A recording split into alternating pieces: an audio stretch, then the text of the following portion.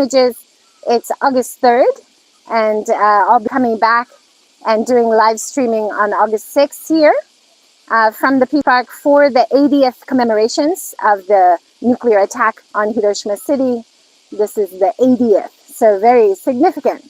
And 3 days later, I'll also be streaming and sharing some images and sights and sounds with you from Nagasaki as I go and be part of their commemorations there for the first time in all the 30 years that I've been here in Japan in this area. I've never been to the Nagasaki commemorations, so looking forward to that.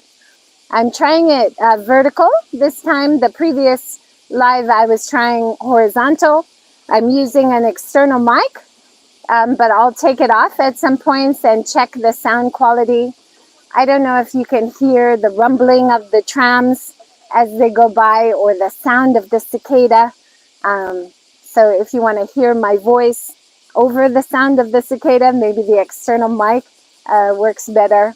So hop on in, add some comments, let me know how the sights and sounds are working. We want to get it right for the commemorations on August 6th. I'll turn it around now. I'm standing here opposite the A-bomb dome, as it's now called. And this was a building originally made in 1915 by a Czech designer named Jan Letzel. The purpose of the building was to promote Hiroshima tourism and Hiroshima products. You can see what the building originally looked like here. It was a lot bigger. And the black top is copper. So a lot of engineers have commented that they're not surprised that the dome shape survived so close to where the bomb exploded, but they're surprised the metal of the top frame didn't melt more. And then when they hear it was covered by copper, and if you see a color photo, it's green. They said maybe the copper for that split second of intense heat, 3,000 to 4,000 degree heat, protected the steel underneath. This is one of the beautiful trees that was donated to the Peace Park. It's the cherry blossom sakura trees here along the river. And locals do come and have cherry blossom viewing parties, hanami, just like other parts of Japan. But it's such a stark contrast when you come here in April and you can see the beautiful white and pink of the cherry blossoms in contrast to the horrors of the A-bomb dome.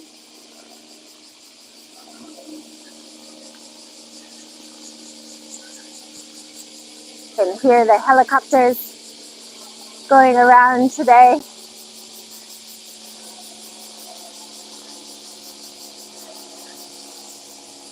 We are right next to the twisted clock tower here. And this is what chimes every morning at 8:15. And even on a normal day, people often pause and have a moment during the chimes. But on August 6th, it's very significant because all of the noise, all the protests, all the speeches, everything stops.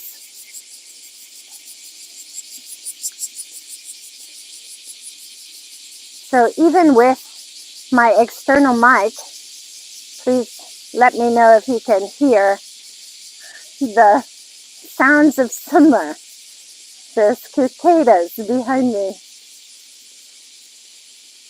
That's the Bell of Peace. I love the design. I'll tell you in a minute. On this side, one of my favorite trees is a beautiful ginkgo tree. In autumn, it turns just such bright, beautiful yellow. And the water lilies are perfectly in bloom on this side. Beautiful pink flowers above the water. Isn't that beautiful?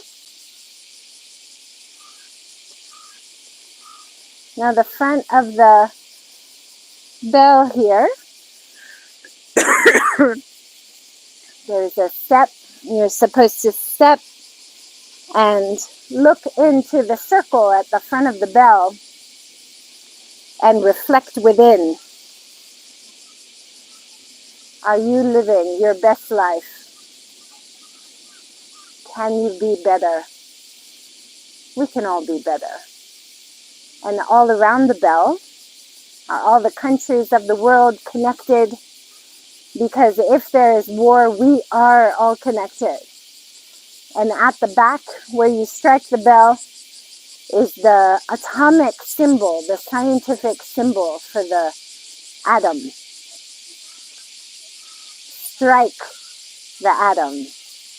And I love the idea of the designer of the bell said that he hopes whoever hears the bell needs to hear the bell, that it brings them peace to their day.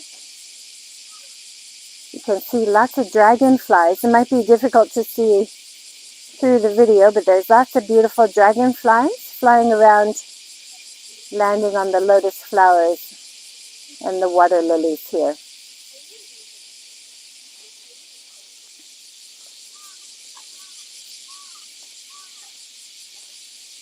On the right here, the grassy mound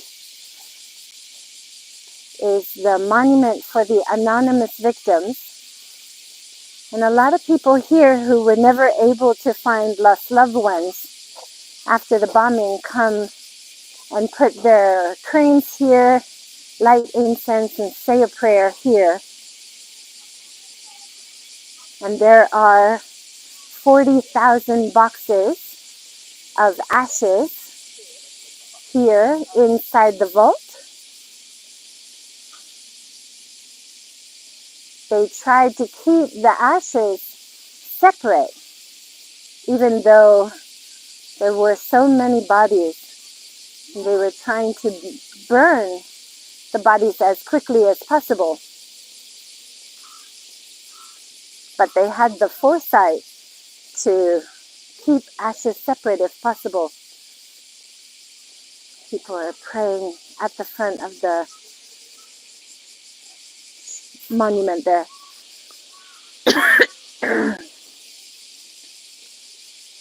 As I do the live stream, I want to be respectful for the people who are praying for lost loved ones.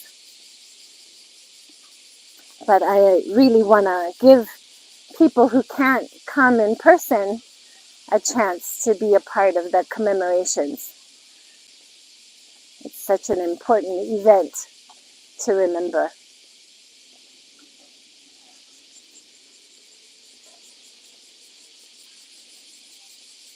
The grassy mound to the anonymous victim on that side. And this is the monument for Korean victims.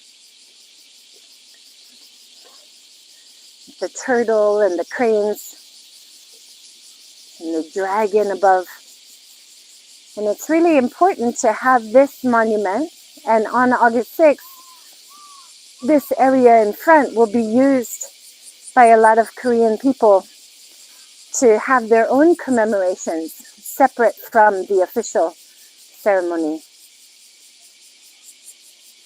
As we become a more diverse community in Japan, it's important to allow people space to commemorate in their own way. This lower level of the temple here shows the original level of the whole Peace Park, and how 2 feet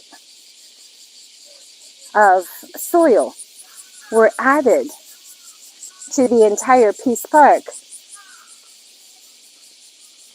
They did it out of respect for all the bodies that were burned here. But I heard from people in Fukushima that one of the positive knock-on effects of adding soil was reducing the level of radiation. And they had taken this idea, they told me, and took off the topsoil around the evacuation zone in Fukushima, which also reduced radiation. It's wonderful to hear stories of how the knowledge is used.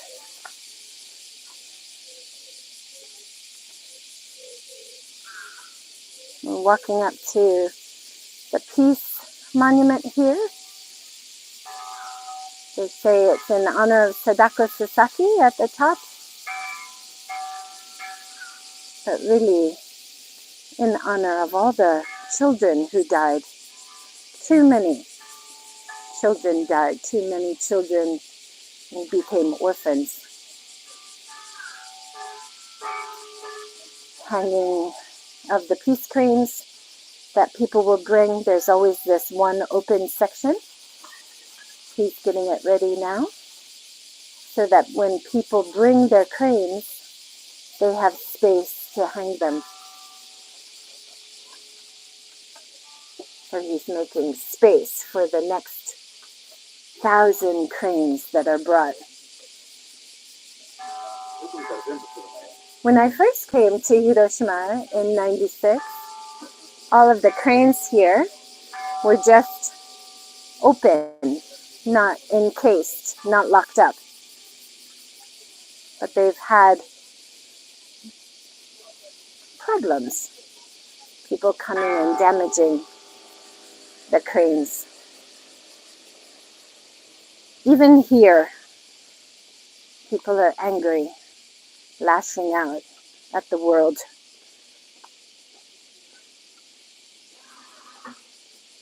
So this is the cenotaph. This will be the main area in front of the arch cenotaph.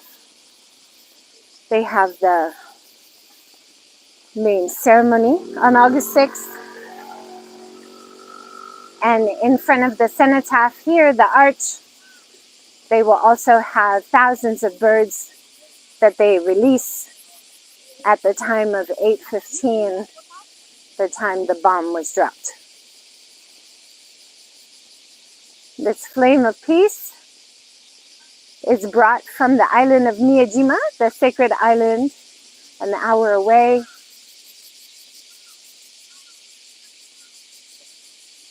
And the idea is they want to turn it off when there's no more war, no more nuclear weapons.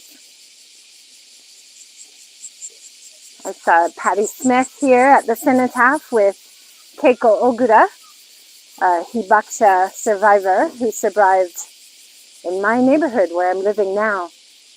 And they were here in front of the A-bomb dome. In front of the cenotaph. And Keiko Ogura told Patti Smith that story of wanting to turn off the flame when there is no more war, no more nuclear weapons. And Patti Smith turned to Keiko and said, "Keiko, I hope that happens really soon." And I thought, right on, Patti. I love the optimism. Most of us wonder if we can ever turn it off. All the tents here, giving shade to people, thousands of people who will be sat and standing around this area, watching the commemorations happening here. A lot of people also standing from the shade of the trees on either side. The whole park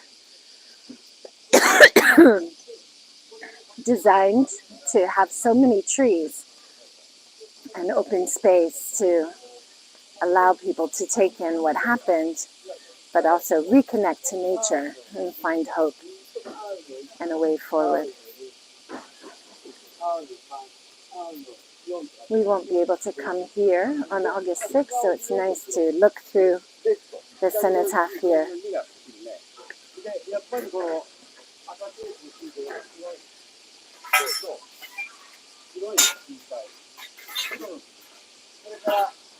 Under the stone, they have hundreds of books, the names of all of those who died in connection with the bombing of August 6th. Beautiful flowers, always in front.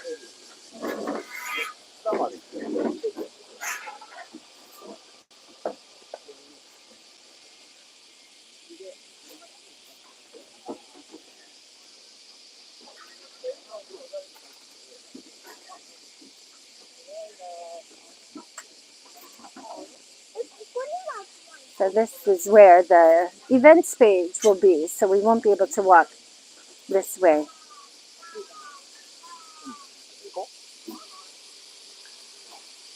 Interesting to see them building the stage today, getting ready for the commemorations in 3 days.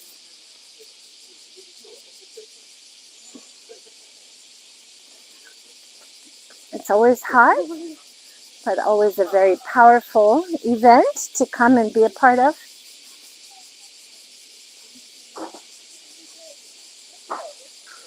This is the memorial hall for the atomic victims. You can walk through there, and it's like a spiral, slow spiral down to a fountain. And you don't need a ticket. Anybody can go and walk through there. It's very simple, but very powerful. And it shows you inside, it shows you all of the areas that were affected in the 2-kilometer radius of the blast, all the towns and the areas. And they have a 360-degree mural all the way around inside that shows the disaster, the after view after the nuclear bomb of the city. It's pretty powerful and very quiet and also cool. So it's a nice place to visit, especially in summer. And then at the end, after you visit the memorial at the bottom, there's an area where you can search also for survivors by name. So you could put Sadako Sasaki and you could bring up information about her. This is a exhibit that they have from August 1st to the 31st inside the museum. Oh, inside this building, showing some of the clothing and artifacts which were donated from people who died or survived. Their families have donated if they were within 3 kilometers of the hypocenter of where the blast exploded, which we're really near right now.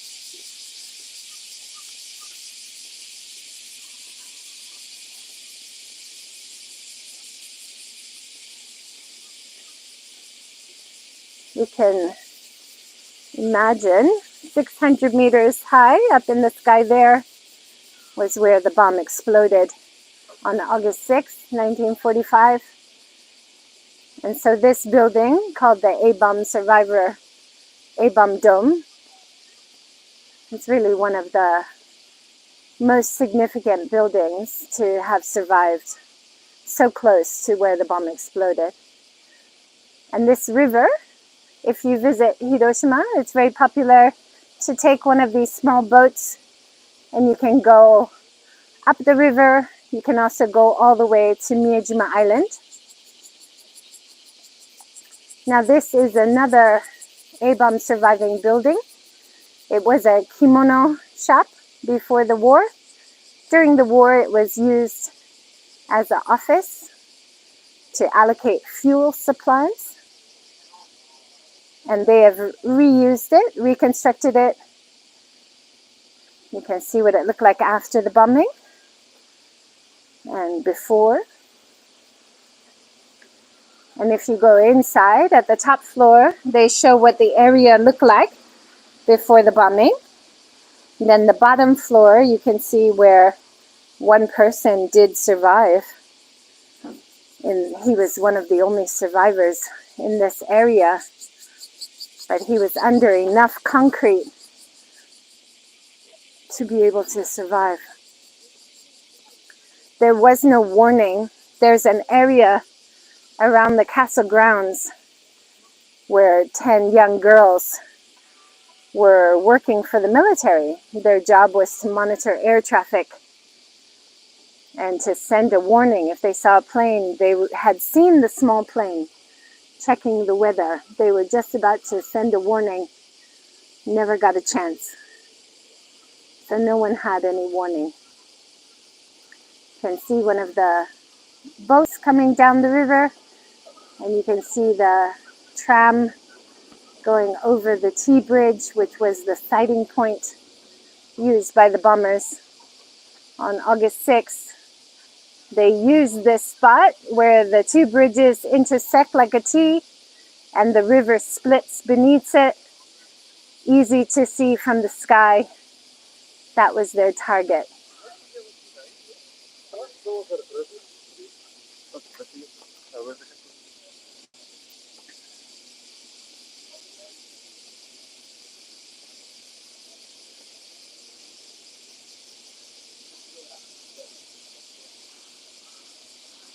A lot of people who visit are struck by how beautiful Hiroshima is, how beautiful the Peace Park is. Surrounded by mountains, lots of rivers.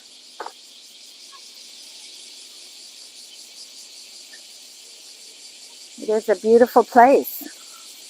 And there's a lot to see beyond Hiroshima. So definitely spend at least a night, 2 nights if you can. And there's a lot to do and see around this area. Most people want to come here to the Peace Park and see the museum. But Miyajima Island, and about an hour away, is also really popular. Beautiful place to visit. But we have many other wonderful sites within about an hour of public transportation, or even cycling around the city. Taking public transportation, you could see our modern art museum, see the outskirts. And there's always connections to peace and the history, but also a view of how vibrant and wonderful modern Hiroshima is, and how welcoming the people are to visitors. We're now at the A-bomb Dome, as it's now called. And in front, you can see what the building looked like at first in 1915 when it was made by Jan Letzel after the bombing. The support beams and the structure with a fence once it was deemed UNESCO.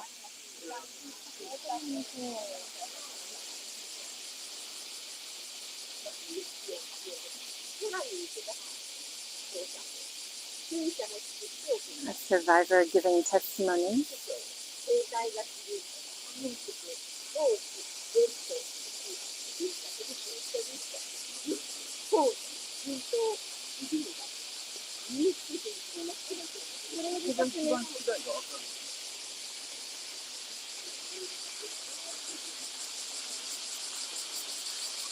Look how they've added the new fountain. There used to be a fountain here. You have that continuity of sound as well.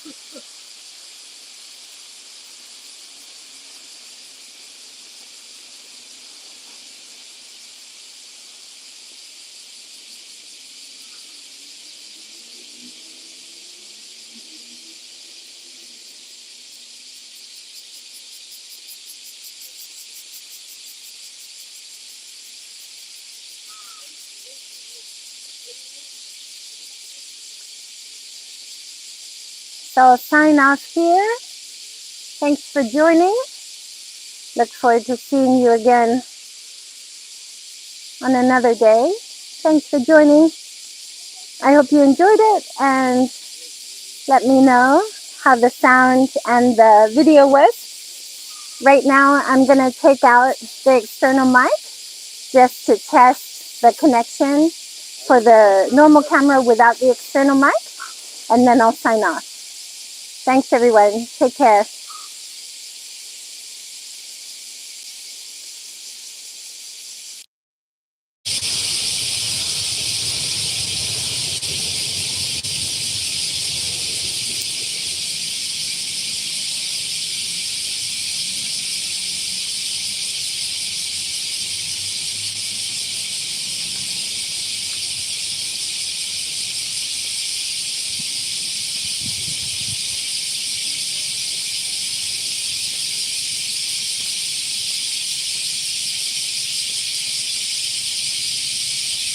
Thanks everyone for joining, just to check how you can hear or not hear with the cicadas behind.